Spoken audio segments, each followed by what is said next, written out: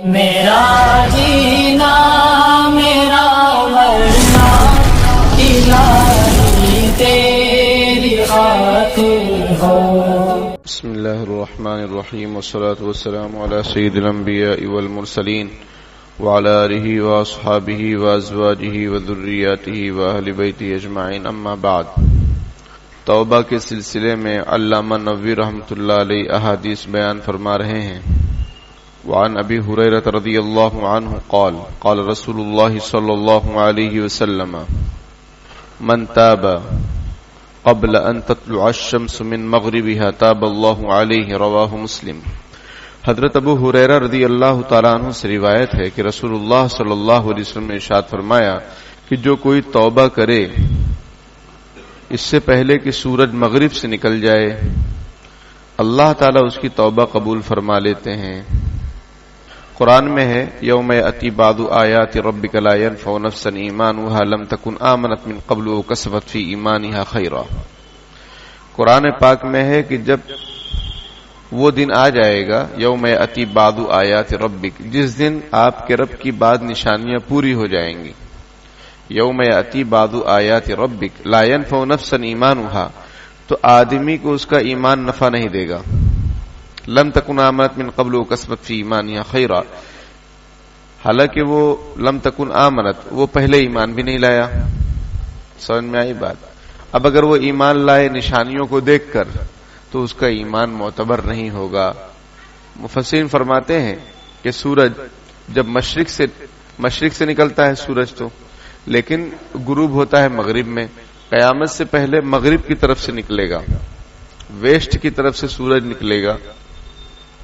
اس وقت لوگ دیکھیں گے ارے یہ تو سورج ادھر سے نکل رہا ہے، مطلب اب قیامت آنے والی. کیونکہ قیامت کی سب سے بڑی نشانی، یعنی بڑی نشانیوں میں سے ایک نشانی یہ ہے، بڑی تو بہت ساری ہیں، اس میں سے ایک بڑی نشانی یہ ہے کہ سورج مغرب کی طرف سے نکل جائے گا. اب آدمی سوچے گا کہ ارے یہ تو قیامت کی نشانی ہے، اب مجھے توبہ کرنا چاہیے، ایمان لانا چاہیے. کچھ بھی اعتبار نہیں کیا جائے گا، معتبر نہیں ہوگا. اس سے پہلے آدمی کتنا بھی بڑا گنہگار ہو، کتنا بھی بڑا خطا کار ہو، کتنا بڑا مجرم ہو، اللہ کے دربار میں اگر حاضر ہو جائے. سمجھ میں آئی بات؟ تقی عثمانی، شیخ الاسلام مفتی محمد تقی عثمانی دعوت برکاتہم کا شعر ہے کہ دربار میں حاضر ہے ایک بندے آوارہ، آج اپنی خطاؤں کا لادے ہوئے پشتارا. کہ دربار میں حاضر ہے ایک بندے آوارہ، آج اپنی خطاؤں کا لادے ہوئے پشتارا. پشتارا یعنی جو پیٹھ پر بوجھ لے کر چلتے ہیں اس کو پشتارا کہتے ہیں. تو آدمی اللہ کے دربار میں حاضر ہو جائے، یا اپنے گھر میں یا کہیں پر بھی تنہائی میں بھی بیٹھ کر اللہ کے سامنے اپنے دامن کو پھیلائے، ہاتھوں کو پھیلائے اور کہے کہ پیارے اللہ مجھے معاف فرما دیجئے، مجھ سے بہت بڑی غلطی ہو گئی اور بہت گناہ ہوئے، زندگی غفلت میں گزر گئی. اللہ پاک معاف فرما دیتے ہیں. یہ معافی کا سلسلہ کب تک چلے گا؟ جب تک سورج مغرب سے طلوع نہ ہو جائے تب تک چلے گا. دل خیر آبادی ایک شاعر ہے، وہ کہتے ہیں سبھی دروازے ہوں گے بند تو یہ فیصلہ ہوگا، چلو توبہ کریں توبہ کا دروازہ کھلا ہوگا. تو توبہ کا دروازہ تو کھلا رہے گا. قیامت کی نشانی، سب سے بہت بڑی نشانیوں میں سے ایک نشانی یہ ہے، یعنی قیامت کے قریب تک توبہ اللہ پاک ہر ایک کی قبول فرما لیں گے. کوئی مسلمان ہے بہت خطا کار ہے، اس کی توبہ قبول کر لی جائے گی. کوئی غیر مسلم ہے، وہ ایمان میں آنا چاہتا ہے، بہت اچھی بات ہے، آ جائے. وہ کلمہ پڑھتے ہی وہ سمجھو کہ وہ اپنے گناہوں سے پاک ہو جائے گا. کیونکہ حدیث شریف میں الاسلام یہدم ما کان قبل، کہ اسلام جب کوئی لاتا ہے تو اسلام اس کے پچھلے سارے گناہوں کو ختم کر دیتا ہے. بعض صحابہ کرام جنہوں نے بچیوں کو زندہ درگور کیا تھا، اب وہ جب ایمان لائے اور پھر انہوں نے اللہ کے رسول سے پوچھا کہ ہم سے ایسی غلطیاں ہوئیں، رسول اللہ صلی اللہ علیہ وسلم نے ارشاد فرمائے کوئی بات، سب گناہ معاف، اسلام کی برکت سے سارے گناہ معاف ہو جاتے. مفتی رفیع عثمانی صاحب رحمۃ اللہ علیہ، مفتی اعظم پاکستان، وہ فرماتے ہیں کہ ایک مرتبہ میں ایک سفر میں تھا تو وہاں پر ایک آدمی سردار، وہ مطلب ایک مارکیٹ میں بگ بازار وغیرہ میں گئے تھے، تو اس نے ان کو دیکھا تو اس نے کہا مجھے آپ سے بات کرنی ہے تنہائی میں، اکیلے میں مل کر. حضرت نے کہا ٹھیک ہے آپ آ جائیں فلاں جگہ. وہ پھر اس مقام پر پہنچ گیا، وہ سردار، اس نے کہا کہ مجھے اسلام قبول کرنا ہے۔ حضرت نے فرمایا بالکل، تو وہ اسلام قبول کیا، کلمہ وغیرہ پڑھا اور اس نے اسلام کی تعلیمات معلوم کی۔ تو حضرت کے ساتھ کچھ لوگ بھی تھے اور وہ سکھ بھی تھا جو ابھی نیا نیا مسلمان ہوا تھا، ریورٹ اس کو بولتے ہیں جو اسلام قبول کرے، ریورٹ اس کو کہا جاتا ہے۔ تو حضرت مفتی رفیع عثمانی صاحب رحمۃ اللہ علیہ نے اس سے کہا کہ بھائی ماشاءاللہ آپ نئے نئے مسلمان ہوئے ہیں اور آپ ابھی ایسے ہیں کہ آپ کے ذمے کوئی گناہ ہی نہیں ہے، ایک دم پاک صاف ہیں، آپ ہمارے لیے دعا فرمائیں کہ اللہ تعالی ہم سب کو معاف فرما دے۔ اس نے کہا کہ آپ نے کیا کہا؟ مسلمان؟ مسلمان؟ اس نے کہا کہ حضرت میں یہاں، وہ کسی باہر ملک کی بات ہے، انگلینڈ میں کہ افریقہ میں، پتہ نہیں کہاں، تو اس نے کہا حضرت آپ نے مسلمان مجھے کہا، یعنی میں مسلمان ہو گیا؟ حضرت مسلمانوں سے مجھے بہت تکلیف پہنچی ہے، میں نے بہت سارے لوگوں سے معاملات کیے، وہ سارے مسلمان تھے، انہوں نے مجھے دھوکہ دیا ہے۔ آپ نے مسلمان مجھے کہا تو مجھے بہت تعجب ہو رہا ہے کہ میں بھی مسلمان ہو گیا، مجھے اسلام سے محبت ہے، ایمان سے محبت ہے، لیکن یہ مسلمان لوگوں نے میرا دل بہت دکھایا ہے۔ بتائیے، کبھی کبھی ہم لوگ بھی رکاوٹ بنتے ہیں کسی کی ہدایت کے لیے۔ آدمی قرآن نہیں پڑھے گا، ہندو کہاں جائے گا قرآن پڑھنے؟ حدیث پڑھنے نہیں جائے گا، وہ مسجد میں نہیں آئے گا، وہ درس حدیث درس قرآن میں نہیں بیٹھے گا، وہ آپ کو دیکھے گا، آپ کو، عبد الرحمان کو دیکھے گا، عبد الرحیم کو دیکھے گا، سمجھ میں آئی بات؟ صابر بھائی کو دیکھے گا، جابر بھائی کو دیکھے گا کہ یہ کیا ہیں، یہ کہتے ہیں مسلمان، یہ نماز بھی پڑھنے نہیں جاتے ہیں اور یہ اللہ رسول کا نام بھی نہیں لیتے ہیں، یہ تسبیح بھی نہیں پڑھتے ہیں، ہم لوگ تو بہت بھجن جپتے رہتے ہیں، سمجھ میں آئی بات؟ تو پتہ نہیں کتنی مالائیں جپتے رہتے ہیں، لیکن ہمارے یہاں تو تسبیح گھر میں لٹکتی رہتی ہے وہ کونے میں، وہ بھی حاجی صاحب نے دیا تھا تو رکھی ہے، سمجھ میں؟ اور اپن جب حاجی بنیں گے تو اس کو مکس کر کے پارسل، سمجھ میں آئی بات؟ تو ہمارے جیبوں میں بھی تسبیح نہیں رہتی۔ تو برادران وطن ہمارے اخلاق کو دیکھتے ہیں، ہمارے کردار کو دیکھتے ہیں، ہمیں چاہیے کہ ہم اپنے اخلاق سے ان سے متاثر کریں۔ آپ کھلم کھلا دعوت نہیں دے سکتے اس ملک میں، تو اپنے اخلاق کو تو پیش کیجئے۔ ایک شاعر کہتا ہے بہت گلو کرتے ہوئے، حالانکہ ایسا ہونے والا نہیں، لیکن اب شاعر وہ سمجھا رہا ہے، اور شاعر لوگوں کا کام ہی ہوتا ہے زمین کو آسمان سے ملا دیتے ہیں، آسمان کو زمین سے ملا دیتے ہیں، اور پہاڑ کو آسمان میں ملا دیتے ہیں، دریا کو خشک کر دیتے ہیں، یہ آگ لگا دیتے ہیں دریا میں۔ ایک شاعر کہتا ہے کہ حسن اخلاق کا تو پے کرے مجسم ہو جا، کہ تجھے ابلیس بھی دیکھے تو مسلمان ہو جائے۔ حالانکہ ابلیس مسلمان ہونے والا نہیں ہے، ورنہ وہ رسول اللہ صلی اللہ علیہ وسلم کو دیکھ کر اسلام قبول کر لیتا۔ آپ سے بڑھ کر تو کوئی اخلاق والا نہیں دنیا میں، جس کی شہادت قرآن دے رہا ہے وَإِنَّكَ لَعَلَىٰ خُلُقٍ عَظِيمٍ۔ لیکن پھر بھی شاعر سمجھا رہا ہے کہ بھائی حسن اخلاق کا پے کرے مجسم ہو جا، کہ تجھے ابلیس بھی دیکھے تو مسلمان ہو جائے۔ تو ابلیس نہیں مسلمان ہوگا تو ابلیس کے جو دوست لوگ ہیں وہ تو اسلام قبول کر سکتے ہیں۔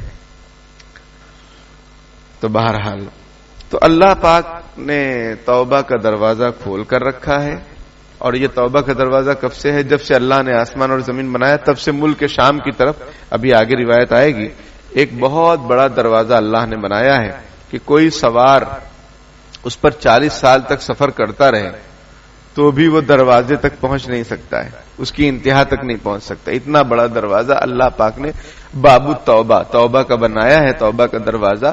وہ ابھی کھلا ہوا ہے جب سورج مغرب سے طلوع ہو جائے گا، ویسٹ سے، ابھی تو ایسٹ سے سورج طلوع ہوتا ہے، مشرق سے، لیکن جب مغرب سے طلوع ہوگا تو وہ توبہ کا دروازہ بند ہو جائے گا، پھر کسی کا ایمان نفع نہیں دے گا اور کسی کی توبہ قبول نہیں ہوگی۔ اس سے پہلے ہمارے پاس بہت موقع ہیں کہ ہمیں چاہیے کہ ہم روزانہ توبہ کریں، ہر نماز کے بعد توبہ کریں، ایسا منہ پہ ہاتھ مار کے نہیں، یہ توبہ تھوڑی ہے۔ منہ پہ ہاتھ کچھ لوگ ایسا مارتے ہیں تو دوسرے سے مروا لو اور زور سے لگائے گا، جس کا آپ نے دل دکھایا ہے اور جس کا آپ نے حق مارا ہے اس سے مرواؤ تو تھوڑا اثر بھی ہوگا۔ یہ اپنے سے ایسے کرنے سے کچھ ہونے والا نہیں ہے، توبہ تھوڑی ہے۔ اور کوئی کان پکڑتا ہے، عجیب بات، اللہ نے نہیں کہا کہ کان پکڑو اور منہ پہ مارو، اللہ نے کہا سچے دل سے معافی مانگو، زبان سے بولو۔ جو اللہ نے کہا وہ نہیں کریں گے، یہ دنیا کے نقل گاندھی جی کے بندر بن رہے ہیں، تو بھائی اللہ پاک نے آپ کو انسان بنایا، آپ بندر کیوں بن رہے ہیں؟ بہرحال تو ہم سب کو اپنی زندگی کی قدردانی کرنی چاہیے. حضرت عمر فاروق رضی اللہ تعالیٰ عنہ فرماتے حاسبوا انفسکم قبل ان تحاسبوا، اپنا محاسبہ کرتے رہا کرو اس سے پہلے کہ تمہارا حساب لیا جائے. تمہارا حساب لیا جائے اس سے پہلے اپنا حساب کتاب کلیئر کرتے رہو. کس کا لیا ہے، کس کا دیا ہے، کیا معاملہ ہوا پورے دن میں. سونے سے پہلے 2 منٹ سوچ لو. سمجھ میں آئی بات؟ پھر سو توبہ کر کے، پتہ نہیں آنکھ نہ کھلے. کتنے لوگ سوئے پھر آنکھ نہیں کھلی. ایک صاحب نے لکھا کہ سونے سے پہلے وہ چیٹنگ وغیرہ سب ڈیلیٹ کر کے سویا کرو، ورنہ تمہارے مرنے کے بعد لوگ کہیں گے مرحوم بڑے حرامی آدمی تھے. یعنی کہتے ہوئے اچھا نہیں لگ رہا ہے، لیکن ایک سمجھانے کے لیے کہہ رہا ہوں کہ بھائی چیٹنگ صرف ڈیلیٹ مت کرو، اپنے گناہوں کو بھی ڈیلیٹ کرو تاکہ اللہ کے دربار میں سرخروئی نصیب ہو اور فرشتے سب وہ گناہوں کو مٹا دیں. آپ توبہ کریں گے تو مٹ جائے گا، توبہ نہیں کریں گے تو سب باقی رہے گا. وعن ابی عبد الرحمن عبد اللہ بن عمر بن الخطاب رضی اللہ عنہما عن النبی صلی اللہ علیہ وسلم قال ان اللہ عز وجل يقبل توبة العبد ما لم يغرغر، رواہ الترمذی. حضرت ابو عبد الرحمن عبداللہ بن عمر بن خطاب رضی اللہ تعالی عنہما، بیٹا بھی صحابی ابا بھی صحابی، حضرت عمر صحابی، ان کے بیٹے حضرت عبداللہ ابن عمر، روایت کرتے ہیں کہ رسول اللہ صلی اللہ علیہ وسلم نے ارشاد فرمایا کہ بے شک اللہ تعالی توبہ کو قبول کرتا ہے. بندے کی توبہ اللہ تعالی قبول کرتا ہے جب تک اس کی جان حلق تک نہ آ جائے. معلوم یغرغر، غرغرے کی حالت. غرغرہ کہاں کرتے ہیں؟ حلق میں کرتے ہیں، پیٹ میں کرتے ہیں، حلق میں. تو وہاں تک اگر آپ کی جان ہے آپ توبہ کریں گے اللہ پاک توبہ قبول کر لے گا. اس سے پہلے اللہ تعالیٰ آپ کی توبہ قبول کر لے گا. قرآن میں ہے انما التوبۃ علی اللہ للذین یعملون السوء بجہالۃ ثم یتوبون من قریب فاولئک یتوب اللہ علیہم وکان اللہ علیما حکیما. بے شک اللہ تعالیٰ توبہ قبول کر لیتے ہیں ان لوگوں کی جو کوئی گناہ کریں اور ان کو فوراً احساس ہو کہ مجھ سے غلطی ہو گئی، فوراً انہوں نے معافی مانگی، اللہ تعالیٰ نے معاف فرما دی. وَلَيْسَتِ التَّوْبَةُ لِلَّذِينَ يَعْمَلُونَ السَّيِّئَاتِ، ان لوگوں کی توبہ قبول نہیں ہے جو گناہ کرتے رہتے ہیں. حَتَّى إِذَا حَضَرَ أَحَدَهُمُ الْمَوْتُ، یہاں تک کہ موت اب ان کے قریب پہنچ گئی، آ گئی، مرنے والے ہیں. وَالَّذِينَ يَمُوتُونَ وَهُمْ كُفَّارٌ أُولَٰئِكَ أَعْتَدْنَا لَهُمْ عَذَابًا أَلِيمًا. نہ ان لوگوں کی توبہ قبول ہوتی جو کافر ہو کر مرتے ہیں اور ان کے لیے دردناک عذاب ہے. تو دیکھیے قرآن بھی کہتا ہے کہ موت سے پہلے اللہ پاک توبہ قبول کر لے گا. اب موت کا کوئی بھروسہ تھوڑی ہے. کتنے ہم نے علماء کو دیکھا کہ انہوں نے فرمایا، مولانا حفظ الرحمان صاحب تھے، شاہی مراد آباد کے محتمم تھے یا نائب محتمم تھے. وہ گئے تھے رامپور میں بیان کرنے کے لیے. رامپور جانتے ہوں گے ابھی کتنے حالات میں ہے. رامپور کے ایک وزیر صاحب اعظم خان، اللہ تعالیٰ خیر و عافیت کا معاملہ فرمائے، وہ ایسا لیڈر ہے جس نے یونیورسٹی بنائی تھی، محمد علی جوہر، مولانا محمد علی جوہر یونیورسٹی. لیکن ہمارے یہاں تو کیا ہے کہ پڑھے لکھے کی کوئی قدردانی ہے نہیں. ایک ٹیچر نے کہہ دیا کہ بھائی پڑھے لکھے لوگوں کو ووٹ دو، اس کو نلمبت کر دیا گیا کہ اس نے ہم کو کہا، حالانکہ اس نے کسی کو نہیں کہا، وہ تو ایک مشورہ دیا. لیکن اب بتائیے ایسا دور ہے کہ علم جو کہ ایک طاقت ہے، نالج از دا پاور، لیکن نالج کی ضرورت نہیں. پڑھ لیں گے تو پھر اعتراض کریں گے، جب پڑھے لکھے نہیں رہیں گے تو اندھ بھکت رہیں گے. سمجھ میں آئی بات؟ پڑھ لکھ لیں گے تو اعتراض کریں گے نا، جب پڑھے لکھے نہیں ہیں تو اندھ بھکت ہیں، تو اندھ بھکتوں کی تو ضرورت ہے. بہرحال تو حضرت نے بیان فرمایا، آخر میں جو خطیب صاحب کہتے ہیں وآخر دعوانا الحمدللہ رب العالمین، روح پرواز کر گئی، انتقال ہو گیا. ایک قاری صاحب پڑوس ملک کے تلاوت کرتے کرتے کرتے کرتے انتقال اسٹیج پہ. سمجھ میں آئی بات؟ اور کبھی امام صاحب سجدہ لمبا کر دیں تو مقتدی کو بھی تھوڑا شک ہونے لگتا ہے کہ ہیں کہ چل بسے. سمجھ میں آئی بات؟ اس لیے بہت حساب سے سب کچھ کرنا پڑتا ہے. تو موت تو کبھی بھی آ جاتی، کبھی بھی کہیں بھی. غلام احمد قادیانی نے اپنے آپ کو نبی ہونے کا دعویٰ کیا تھا، لیٹرین میں اس کا انتقال ہوا. سمجھ میں آئی؟ اور نبیوں کے بارے میں یہ سلسلہ ہے، یہ حدیث ہے، یہ عمل ہے، جہاں انتقال ہو ان کو وہیں دفن کرنا چاہیے. اب ٹوائلٹ میں اس کا انتقال ہوا کمینے کا، وہ مرا. انتقال کا لفظ بھی اچھا ہے، اچھا لفظ ہے انتقال کو، ایسے مردود کے لیے انتقال کا لفظ بھی نہیں بولنا چاہیے. مرزا غلام محمد قادیانی ٹوائلٹ کے اندر مرا، تب اس کو وہیں دفنانا چاہیے تھا اس کے صحابیوں کو. سمجھ میں آئی بات؟ لیکن اس کو باہر دفنائے. تو موت کہیں پر بھی آ سکتی. تو حدیث شریف میں رسول اللہ صلی اللہ علیہ وسلم نے ارشاد فرمایا کہ جب تک آدمی کی روح حلق تک نہیں پہنچ جاتی ہے، اس سے پہلے پہلے آدمی اگر توبہ کرے اللہ پاک معاف فرما دے. لیکن جب روح حلق تک پہنچتی ہے، روح نکلتی کہاں سے؟ ہم لوگ سمجھتے ہوں گے کہ یہاں سے شروع ہوتی ہوگی روح نکلنا، ایسا نہیں. پیر کے ناخن سے شروع ہوتی ہے روح. آدمی کے پیر ٹھنڈا ہو جاتے ہیں، یعنی جان ختم. پھر دھیرے دھیرے دھیرے دھیرے، وہ بھی مجھے معلوم نہیں تھا. ہم نے اپنے نانا مرحوم اللہ تعالیٰ ان کی مغفرت فرمائے 30 جولائی 2019 میں ان کا انتقال ہوا تھا. تو میں بیٹھا ہی تھا، ہماری والدہ نے جب پیر کو ٹٹولا تو فرمایا، اور ان کی سانس چل رہی تھی تو رونے لگی وہ. تو پتہ چلا کہ روح وہاں سے نکلتی پیر سے اور پھر ادھر سے نکل جاتی.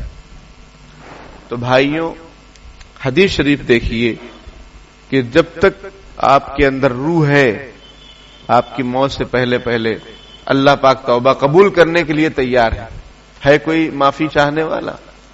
ہے کوئی توبہ کرنے والا؟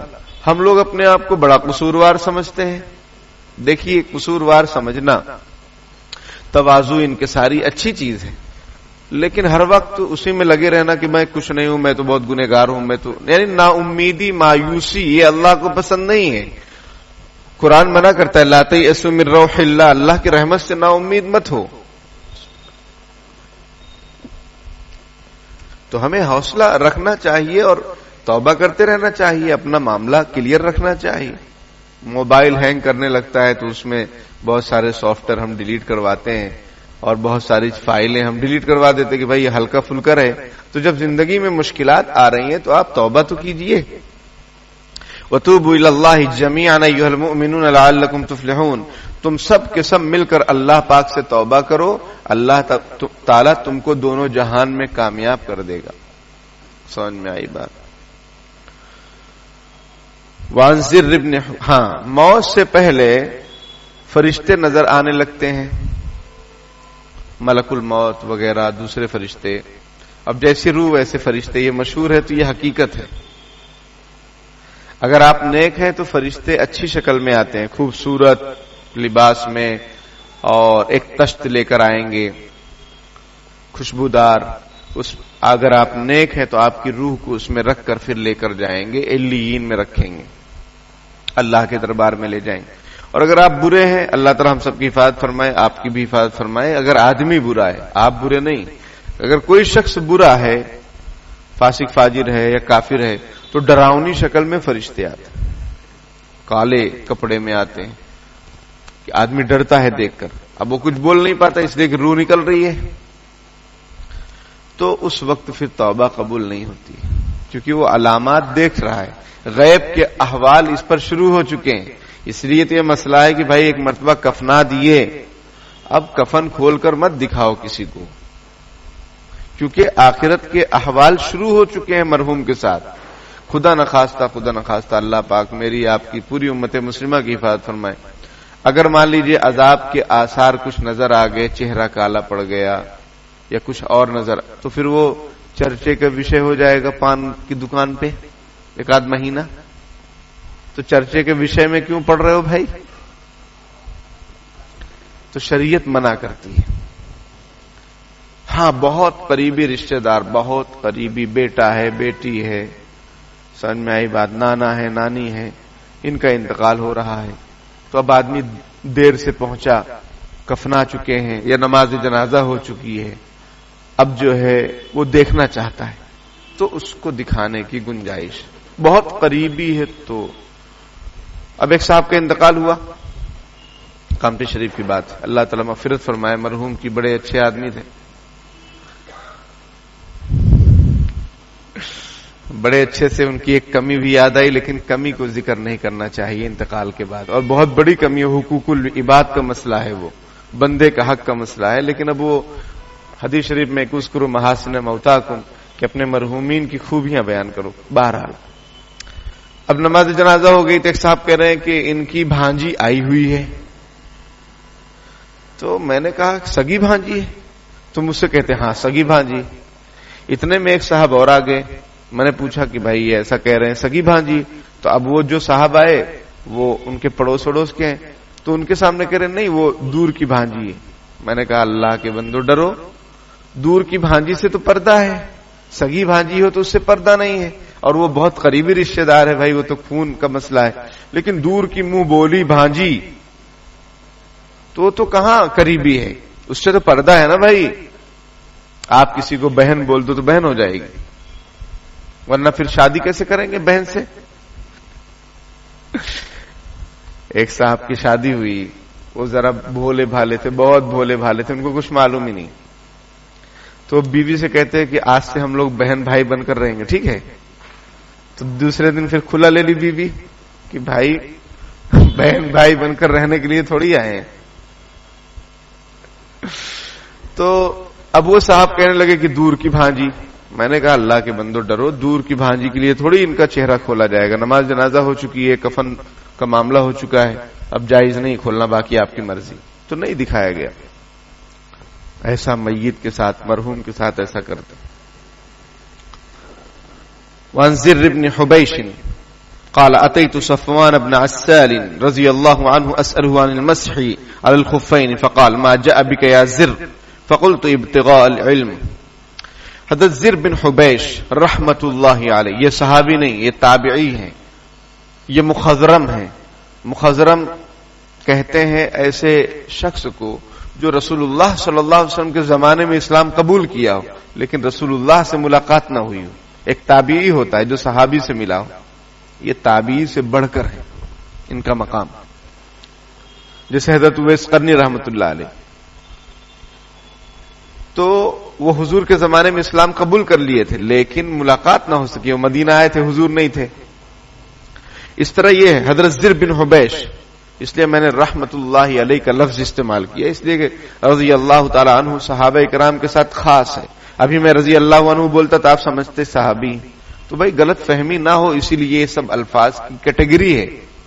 ورنہ رضی اللہ عنہ آپ کے ساتھ بھی بول سکتے کہ بھائی شاہد بھائی رضی اللہ عنہ, کہ شاہد بھائی سے اللہ راضی ہوئے کوئی گناہ ہے, حسین احمد سے اللہ راضی ہوئے کوئی گناہ ہے.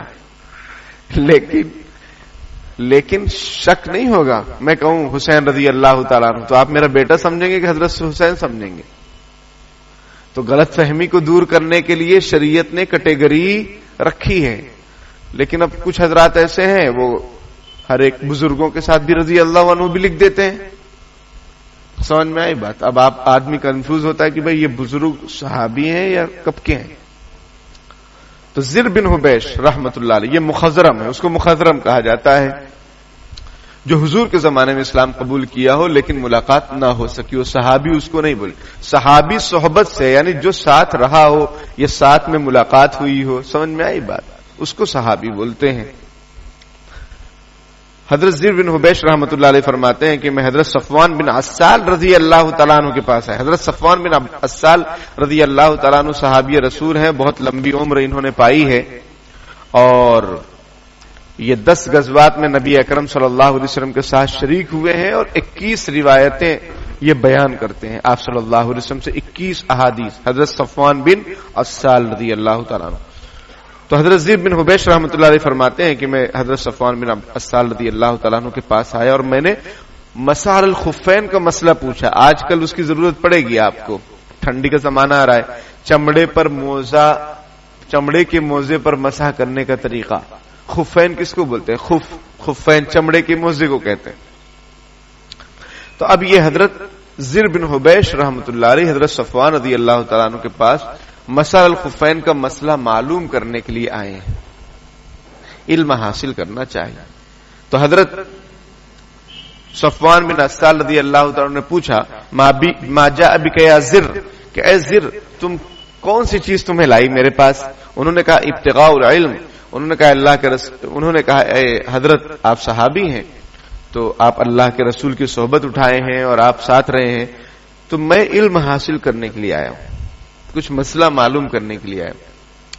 تو حضرت صفوان رضی اللہ عنہ نے فرمایا کہ بے شک فرشتے پر بچھاتے ہیں طالب علم کے لیے خوشی کے مارے، اس لیے کہ وہ علم حاصل کرنے کے لیے جا رہا ہے.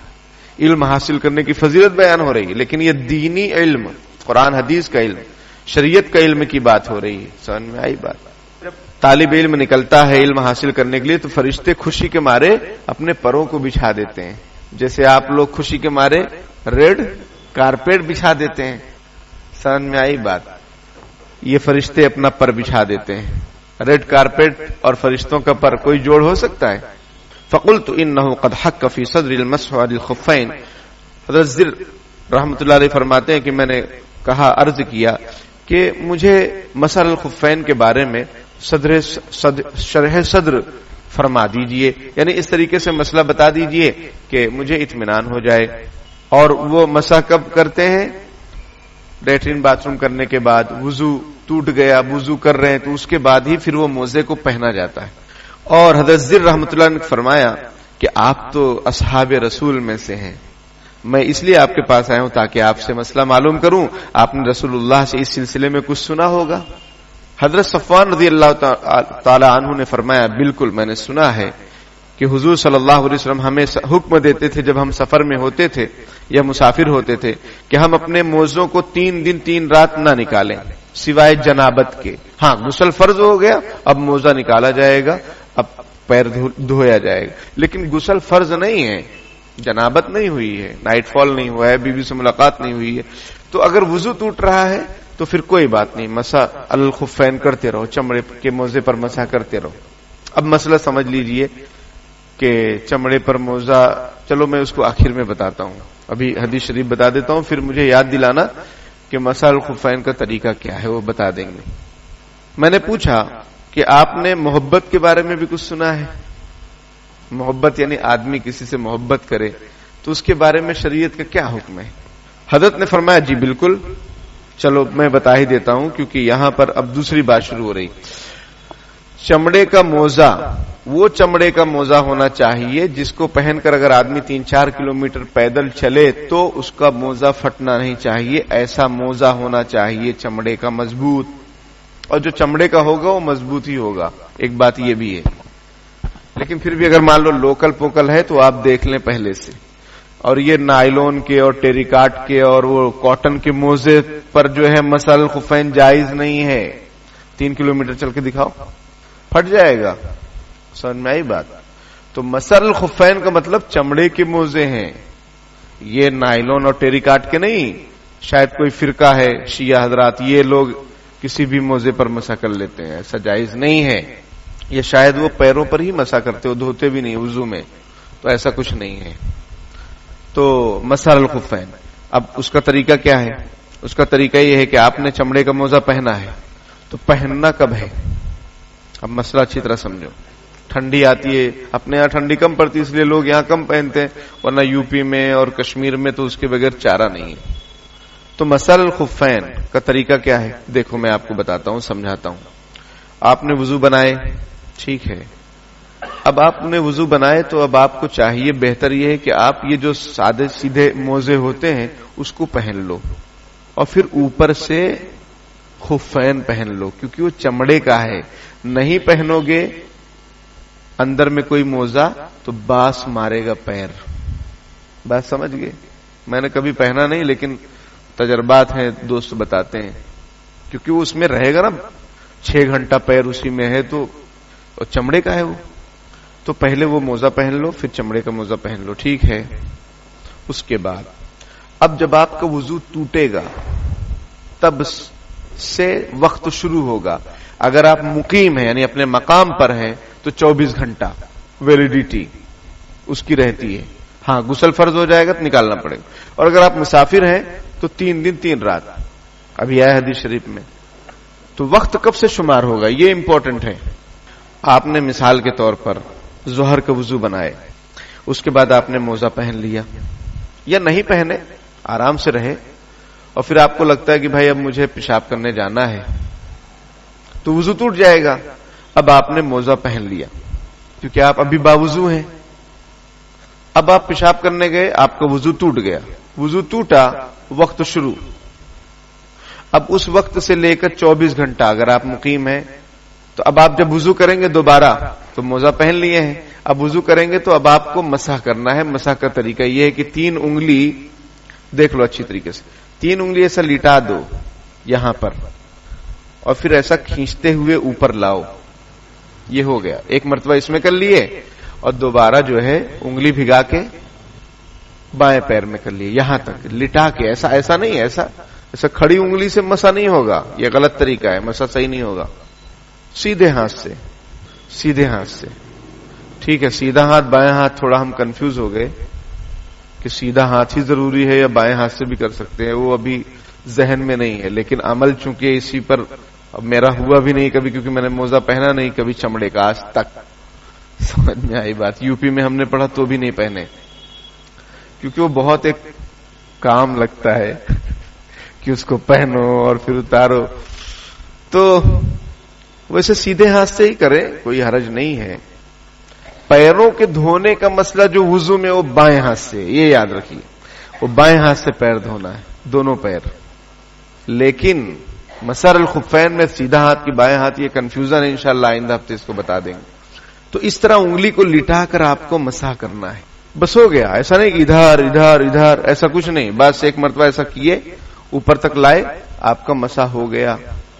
3 بار بھی نہیں، 1 بار. اب وہاں سے وقت شروع ہوگا، چاہے آپ سفر میں ہو تو سمجھ گئے فارمولا. جب سے وضو ٹوٹے گا اور آپ نے پہلے پہن لیا نیت سے، نیت مطلب یہ کہ بھائی میں مسح الخفین کروں گا، مسح کروں گا چمڑے کے موزے پر. نیت وت کوئی فرض نہیں اس میں، بس ارادہ، اور ارادہ تو ہو ہی رہا ہے، دکھ ہی رہا ہے. طریقہ یہ. اب آپ سو رہے ہیں، جاگ رہے ہیں، کوئی مسئلہ نہیں. پھر انہوں نے سوال کیا کہ محبت کے بارے میں بھی کچھ آپ نے سنا ہے؟ کیونکہ محبت ہی ایک ایسا وصف ہے، ایک ایسی کیفیت ہے کہ مشکل سے مشکل کام آسان. اب میں اس کی ایک مثال دیتا ہوں. جو لوگ نوکری کرتے ہیں وہ اوور ٹائم کرتے ہوئے ان کی جان جلتی ہے. اوور ٹائم سمجھ رہے ہیں؟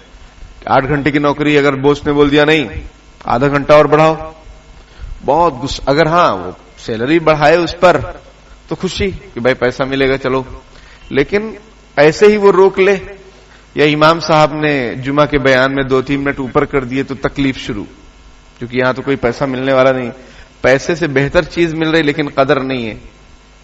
لیکن امام کو بھی چاہیے کہ وہ 5 منٹ 10 منٹ ایسا نہ بڑھا دے. بھائی لوگ ٹائمنگ کی سیٹنگ کے ساتھ آتے، لیکن اگر کبھی ہو جائے تو انسان کا بچہ بن کے رہنا چاہیے.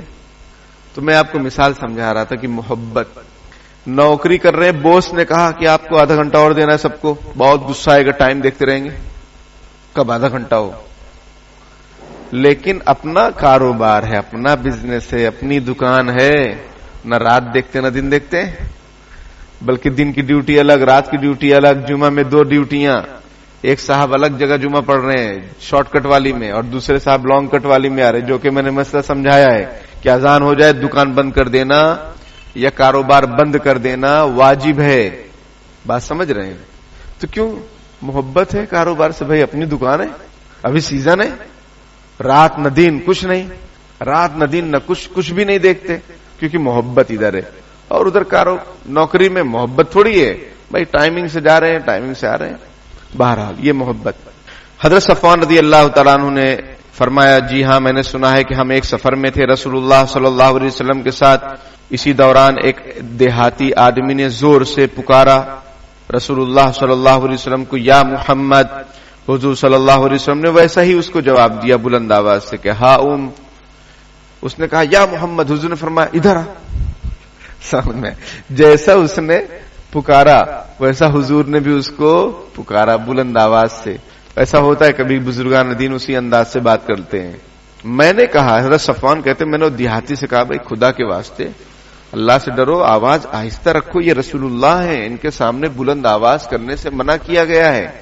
اس نے کہا کہ خدا کی قسم میں اپنی آواز نیچے نہیں کروں گا. سمجھ میں آئی بات؟ دیہاتی نے کہا. کیونکہ دیہاتی لوگ ہیں نا تھوڑا اجڈ ہوتے ہیں، ان کو آپ پیار سے نصیحت کرو گے سمجھ میں آئے گا نہیں. ہو سکتا ہے سمجھ میں بھی آ جائے لیکن وہ جلدی وہ مانتے نہیں کسی کی بات. ابھی ہم سفر کر رہے تھے سورت کا، 24-25 تاریخ میں وہ جینتی تھی، 26-27 میں جینتی تھی نا ابھی وہ پچھلے مہینے میں بابا صاحب کی. تو 40 گاؤں والے وہ سب آتے نا ناگپور میں. اب ٹرین میں بیٹھے پریرنا ایکسپریس میں، تو پوری بھیڑ مرد عورت کی سب چڑھ گئے ریزرویشن میں. ان سے کہہ رہے ہیں کہ بھائی ہمارے پاس ٹکٹ ہے. ٹکٹ آج نہیں چلے گا، آج ہمارا دن ہے. میں نے کہا میں پولیس بلاتا ہوں. بلاؤ پولیس کو. میں نے کہا 2 چھوٹے بچے میرے ساتھ 12 سال کے بچے تھے، دو بچے تھے 12 سال. میں نے کہا بچے ہیں، ان کی طبیعت ناساز ہے. ارے کچھ نہیں ہوتا، سامان اوپر سے اٹھاؤ ورنہ ہم لوگ اوپر بیٹھیں گے، چلو ادھر چلو. زبردستی بیٹھ گئے. تو جو شریف لوگ ہوتے ہیں وہ بات کو مانتے ہیں، اور جو دیہاتی ہوتے ہیں وہ جلدی کسی کی سنتے نہیں. بولے آج ہمارا دن ہے. کوئی اور ٹی ٹی بھی نہیں آیا، اس کو معلوم تو پہلے سے. میں نے کہا بھائی رحم کرو، اپنی آواز پست رکھو، حضور کے سامنے اس طرح سے بات کرنا منع کیا گیا ہے. اس نے کہا خدا کی قسم میں آواز پست کرنے والا نہیں ہوں. دیہاتی نے پوچھا اے اللہ کے رسول، ایک آدمی کسی سے محبت کرتا ہے، کچھ لوگوں سے محبت کرتا ہے، کسی قوم سے محبت کرتا ہے، لیکن وہ ان سے مل نہیں سکا، یا اس کے اعمال ان جیسے نہیں ہیں. محبت تو ہے اس کو لیکن اس کے اعمال ویسے نہیں ہیں، یا ان سے اس کی ملاقات نہیں ہو سکی. جیسے ہم لوگ ہی ہیں کہ اللہ کے رسول سے محبت کرتے ہیں، صحابہ کرام سے، اولیاء کرام سے محبت کرتے ہیں، لیکن ہمارے اعمال اچھے جیسے ہونے چاہیے ویسے نہیں. اللہ پاک بنا دے عافیت سے. تو حضور نے فرمایا المرء مع من احب یوم القیامہ، آدمی قیامت کے دن اس کے ساتھ ہوگا جس سے اس کو محبت ہوگی. المرء مع من احب.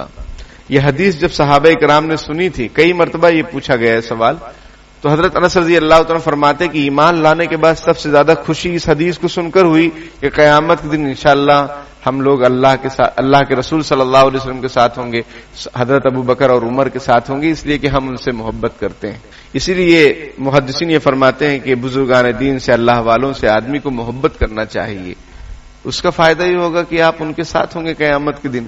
صحابہ کرام سے، انبیاء کرام سے آدمی کو محبت کا اظہار، عقیدت دل میں رکھنی چاہیے. نہ یہ کہ ان کے پیچھے پڑ گئے کہ صحابی نے ایسا کیا، صحابی نے ویسا کیا، تو پھر آپ کا ایمان خطرے میں. فما زال يحدثنا حتى ذكر بابا من المغرب مسيرة عرضه ويسير الراكب في عرضه 40 أو 70 عاما. آپ صلی اللہ علیہ وسلم برابر احادیث بیان فرماتے رہے یہاں تک کہ مغرب کے دروازے کا ذکر کیا. مغرب کی طرف سے نکلنے والے مغرب کی طرف والے دروازے کا ذکر کیا. مغرب کی طرف والے دروازے کا مطلب کہ ملک شام کی طرف. ممکن ہے کہ ملک شام مدینے سے مغرب کی سمت میں پڑتا ہو. سمجھ میں آئی بات؟ تو وہیں پر اسی سمت میں اللہ تعالیٰ نے جب آسمان اور زمین بنایا تو ایک دروازہ بھی توبہ کا بنایا، وہ کھلا ہوا ہے قیامت تک، یعنی وہی جب تک سورج مغرب سے نہ نکل جائے وہاں تک وہ کھلا رہے گا. حضور نے اس کا ذکر فرمایا اور فرمایا کہ وہ اتنا لمبا چوڑا ہے کہ سوار اگر اس کے اندر 40 سال یا 70 سال اگر چلتا رہے کوئی آدمی انتہا کو نہیں پہنچ سکتا ہے. اتنا بڑا دروازہ اللہ پاک نے کھولا ہے. قال سفیان احد الروات، حضرت سفیان رحمۃ اللہ علیہ جو ایک راوی ہیں فرماتے ہیں یہ دروازہ شام کی سمت میں ہے. یہ دروازہ شام کی، ملک شام جسے سیریا کہا جاتا ہے اور جہاں ہمارا یہ ارض مقدسہ ہے اور مسجد اقصی ہے اور فلسطین ہے، یہ ملک شام میں ہے. انبیاء کی سرزمین ہے ملک شام. آج ان پر حالات ہیں، اللہ تعالیٰ ان سب کے حالات کو درست فرمائے، رحم فرمائے، کرم فرمائے. تو یہ دروازہ ادھر ہے. اور یہ کب اللہ نے اس کو بنایا دروازے کو؟ خلقہ اللہ تعالی یوم خلق السماوات والارض مفتوحا للتوبۃ لا یغلق حتى تطلع الشمس منه. اللہ تعالیٰ نے اس کو بنایا ہے جس دن سے آسمان اور زمین کو بنایا، اور یہ توبہ کے لیے کھلا ہوا ہے. یہ بند نہیں ہوگا یہاں تک کہ سورج مغرب کی طرف سے طلوع ہو جائے. جب مغرب کی طرف سے طلوع ہو جائے گا تو پھر یہ توبہ کا دروازہ بند ہو جائے گا. یہ بڑی روایت علامہ نووی رحمۃ اللہ علیہ اس لیے لائے کہ اس میں توبہ کا ذکر ہے اور اس دروازے کا ذکر ہے. باب توبہ کہا جاتا ہے، توبہ کا دروازہ کہا جاتا ہے. اللہ تعالی ہم سب کو عمل کی توفیق عطا فرمائے اور موت کی تیاری کی توفیق عطا فرمائے اور ہمیشہ توبہ استغفار کرنے کی توفیق عطا فرمائے. آمین.